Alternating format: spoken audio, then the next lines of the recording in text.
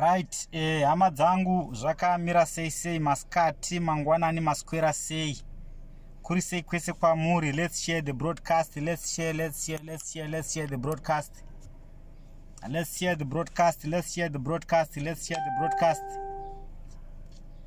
Ngatishare this broadcast. Kune vari kuonawo vari pa Facebook page yedu, endai zvakare muno subscribe pa YouTube channel yedu yakanzi Menas Chibanda.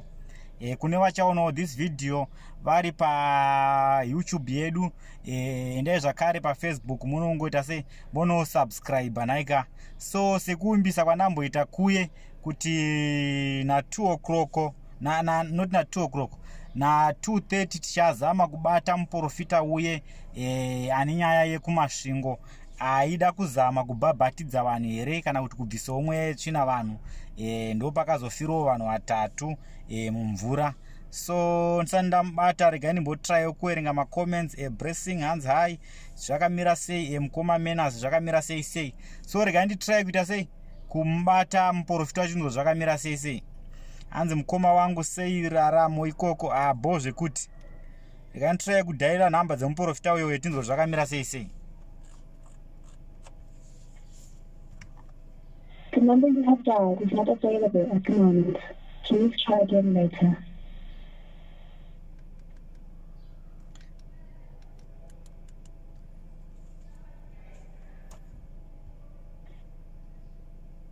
The number you have dialed is not available at the moment. Please try again later.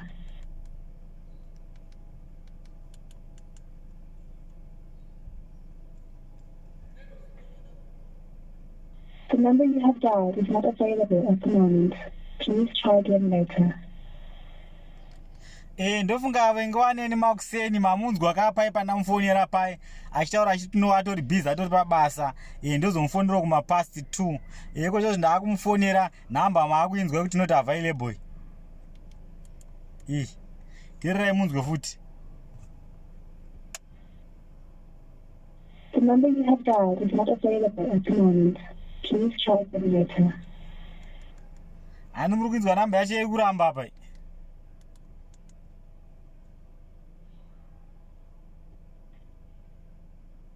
The number you have dialed is not available at the moment. Please try again later. Alright, anyway hama dzangu maita basa nekuyo kwamaita muchirongwa.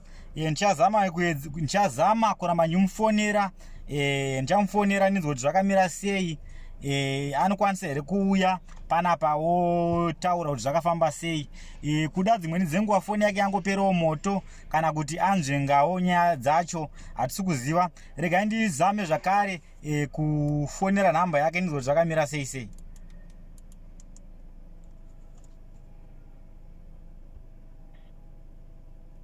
The number you have dialed is not available at the moment. Please try again later.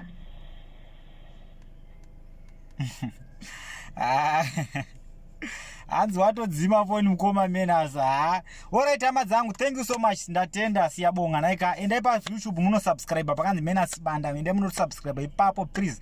Kunosasati asubscriber. Ndichazama zvakare kumufonera. Ndakangonzwa yakuita chete. Hazvina basa kana kuti 12 dzeusiku kana kuti 1 dzeusiku. Ndobva ndatoya pa live panapa kuti ataure nyaya yake ndizvo zvakamira sei. Bye for now. I'm signing out.